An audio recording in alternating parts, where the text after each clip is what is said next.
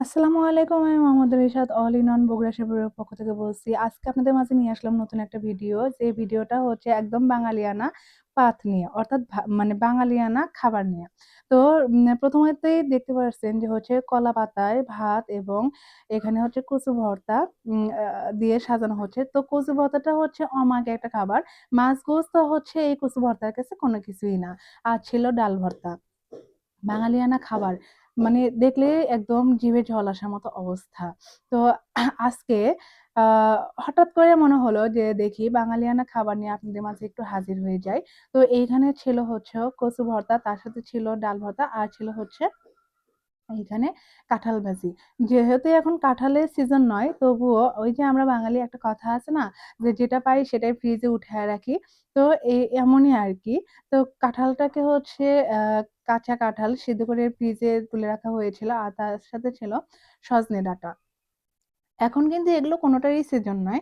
তবে হচ্ছে একটু একটু করে সব ফ্রিজে রেখে দেওয়া হয়েছিল, যে যখন মনে হবে তখন একটু একটু করে বের করে করে খাওয়া হবে। আর বাঙালিয়ানা খাবারের স্বাদটাই অন্যরকম, যেটা হচ্ছে মুখে লেগে থাকার মতো আর কি। আমার মতে এমন কোনো মানুষ নেই যে হচ্ছে বাঙালি খাবার না পছন্দ করে। আর আমরা বাঙালি, আমরা মাছে ভাতেই বাঙালি। তো মাছটা আমাদের পাতে থাকতেই হবে। এখানে ছিল পাবদা মাছ, দেখতেই পারছেন সবাই। আর যে কচুর কথা বলছিলাম, কচু ভর্তাটা হচ্ছে রসুন বেশি করে দিয়ে শুকনা মরিচ দিয়ে ভাজা ছিল। তার সাথে হচ্ছে আহ মসুর ডাল ভর্তা ছিল। আর ছিল কাঁঠাল ভাজি। যদিও তেমন কড়া করে ভাজি করা হয়নি, একটু হালকা ভাজি করে করা হয়েছিল। তাতেই যা মুখে লেগে থাকার মতো স্বাদ! আহা!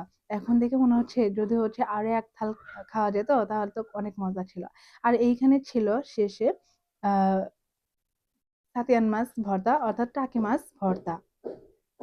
ভর্তা ভাতের কথা মনে হলে কেন জানি একদম জিভে জল চলে আসে। আর সবাই দেখতেই পারছেন থালা সাজানো কেমন হয়েছে। অবশ্যই অবশ্যই অবশ্যই কমেন্টস করে জানাবেন। যারা আমাদের চ্যানেলে নতুন অবশ্যই তারা চ্যানেলটাকে সাবস্ক্রাইব করে সাথে থাকবেন, পাশে থাকবেন। আর যারা আমাদের পেজে আসবেন অবশ্যই পেজটাকে ফলো করে সাথে থাকার চেষ্টা করবেন। আর এই যে বাঙালিয়ানা খাবার আপনাদের মাঝে উপস্থাপন করলাম, এটা কেমন লেগেছে সবার কাছে? আর কার কাছে কোন খাবারটা সবচেয়ে বেশি পছন্দ অবশ্যই বলবেন। আমরা তো দৈনন্দিন জীবনে মাছ, গোশত, ডিম সবাই খাচ্ছি। কিন্তু এরকম বাঙালিয়ানা খাবার কার, কার পছন্দ সেটা কিন্তু অবশ্যই, অবশ্যই, অবশ্যই কমেন্টস বক্সে জানাবেন। আর আপনাদের একটা করে কমেন্টস আমাদের জন্য অনেক শান্তি বয়ে নিয়ে আসে। কেননা যে কমেন্টস করতেও অনেক, অনেক ভালো লাগে। আর এটাই মনে হয় যে হ্যাঁ, সবাই আমাদের ভিডিওটাকে খুব মনোযোগ সহকারেই দেখেছে। আর বাঙালিয়ানা খাবার আ কে কতটা হচ্ছে পছন্দ করেন, কার কাছে কেমন লাগে বাড়ির খাবার। সবথেকে বড় কথা হচ্ছে বাড়ির এই হেলথি খাবার কার কাছে কতটা ভালো লাগে অবশ্যই কমেন্টস করে জানাবেন। আর এই ভিডিওটা দেখার পর সবার কাছে কেমন লেগেছে সেটা কিন্তু কমেন্টস করতে একদমই ভুলবেন না। তো যাই হোক, আমরা বাঙালি, বাঙালিয়ানা খাবারেই আমাদের হচ্ছে স্বাচ্ছন্দ্য। এটাতেই মনে হয় আমাদের পেটটা বেশি ভরে। আর কি বলবো? স্ন্যাকস জাতীয় খাবার তো অনেকেই খাওয়া হয়। কিন্তু বাড়ির খাবারের স্বাদ আর আ ঘরোয়া রান্নার মানে স্বাদটাই কিন্তু টেস্টটাই কিন্তু অন্য রকমের। এটা আমরা সবাই জানি। আর সেটা যদি হচ্ছে স্বাস্থ্যসম্মত পুষ্টিকর খাবার হয় তাহলে তো কোনো কথাই নেই। আমরা দৈনন্দিন জীবনে বাহিরের খাবার অনেক খেয়ে থাকি। কিন্তু আমরা ভুলেই যেতে বসেছি যে ঘরের খাবারটা কতটা স্বাদের হয়, কতটা মুখরোচক হয়। একটু মানে যদি ট্রাই করা যায়, বাড়ির খাবার দিয়ে কিন্তু হচ্ছে আমাদের জীবনের হেলদিটা কিন্তু ফিরিয়ে আনা যায়। তো সবশেষে যেটা ছিল সেটা হচ্ছে গুড়ের পায়েস। অর্থাৎ এখানে কিন্তু হচ্ছে খেজুর গুড়ের পায়েসটাও ছিল। তো এটা হচ্ছে ডিজার্ভ তো সবাই পছন্দ করে। পায়েস কে, কে পছন্দ করেন অবশ্যই জানাবেন। আজকের ভিডিওটা সবার কাছে কেমন লেগেছে সেটা কিন্তু অবশ্যই, অবশ্যই, অবশ্যই কমেন্টস করে জানাবেন। আর বাড়ির খাবার কার কতটা পছন্দ অবশ্যই সেটা কিন্তু বলতে ভুলবেন না।